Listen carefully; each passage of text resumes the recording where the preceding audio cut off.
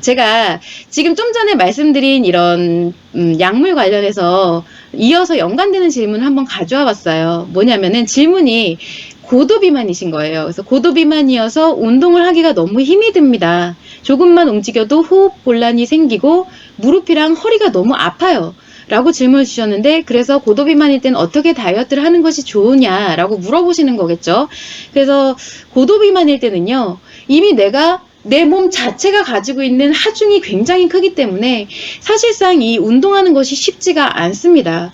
그래서 약간의 이제 운동이라도, 내가 저강도의 운동이라도 조금 수월하고 용이해질 때까지 섭식을 제한하는 식이요법이 먼저 시작이 되어야 돼요. 섭식을 제한하는 것은 크게 몸을 움직이고 하는 것이 아니기 때문에.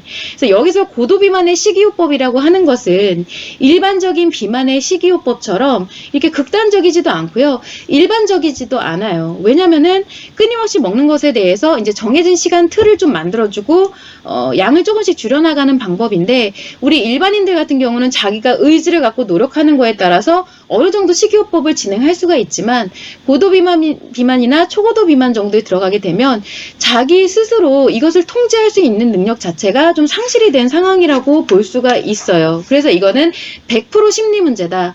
고도비만과 초고도비만은 100% 심리 문제를 갖고 있다라고 볼 수가 있는 것이고요. 앞서 말씀드린 바와 같이 스트레스와 상처에 의한 처리를 음식으로, 섭식으로 고정이 된 경우이기 때문에 이 부분을 먼저 치료하지 않는다면 사실 스스로 식이 조절을 한다는 것은 불가능하다 라고 할 수가 있는 것입니다.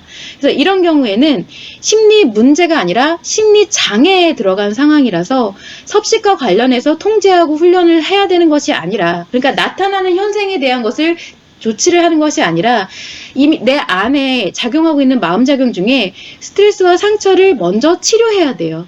그래서 그 부분을 먼저 치료하고 자가적으로도 그거를 이제 힐링할 수 있는 능력을 만들어주는 것이 가장 무엇보다 우선시 되어야 된다라는 거예요. 근데 물론 이럴 때는 치료가 완료되는 시간까지 의학적인 약물, 도움, 이런 것을 병행을 하면서 도움을 받는 것이 중요합니다. 그래서 제가 의학적으로 계속 연구 발전해가는 것이 틀렸다라고 말씀을 드리는 게 아니라, 우리가 도움을 받을 때는 받아야 되는데 오로지 그것만이 다이어트의 방법이다라고 결론을 짓는 게 위험하다라는 거예요. 사실 다이어트의 원인은 신체에 있는 것이 아니기 때문에. 그런데 이렇게 심리 장애에 들어가서 내가 섭식 제한이 안 되는 상황에서는, 우리가 심리 장애일 때는 심리 문제를 회복하는 것과는 다르게 기간이 좀 많이 소요가 돼요. 왜냐하면 내가 자가적으로 스트레스와 상처를 힐링할 수 있는 그 능력 자체가 없어져 버린 상황이라서 일단은 그 능력을 만들어 놔야 되거든요. 그래서 이것이 만들어지기까지 시간 소요가 많이 되기 때문에 그 전까지는 몸을 어떻게든 이제 약물을 통해서 섭식을 좀 조절할 수 있게끔 하기는 해야 됩니다. 근데 궁극적으로 그 약물이 모든 것을 대체해서는 안 되는 거예요. 그래서 만약에 내가 신체 문제가 계속 줄곧 이어진다라고 했을 때는 사실 같은 의미에서 심리 회복도 좀 어려워져요. 몸과 마음이 항상 연동을 해서 작용하기 때문에.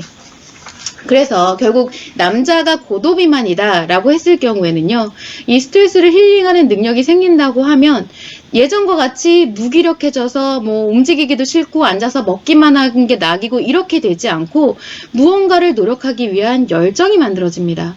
그리고 여성 같은 경우에는요, 내가 갖고 있던 상처의 부정감정이 이제 무감정으로 전환을 하게 되면서 이제부터는 부정감정에 의해서 계속 우울해지고 뭔가 포기하게 되고 이렇지가 않고 내가 내 행복을 위한 노력들을 스스로 할 수 있는 의지가 또 생기게 돼요.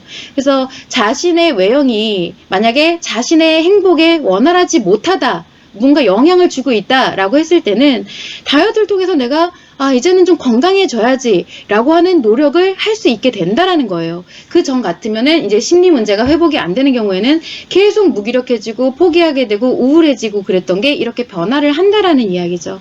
이렇게 심리가 회복이 되면 모든 것이 착착 순리에 맞게 변화를 합니다.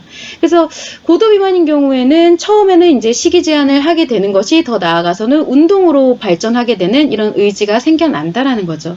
이 점을 좀 참고를 하시면은 결국 비만과 다이어트의 근본적인 원인은 이게 이제 비단 신체에서 내가 자꾸 먹어서 먹어서 움직이지 않아서라기보다 그게 맞기는 하지만 그 근본적인 것은 심리의 문제에 있었던 것이다라는 것을 참고를 하시면 질문에 대한 좀 답이 될 수가 있을 것 같아요.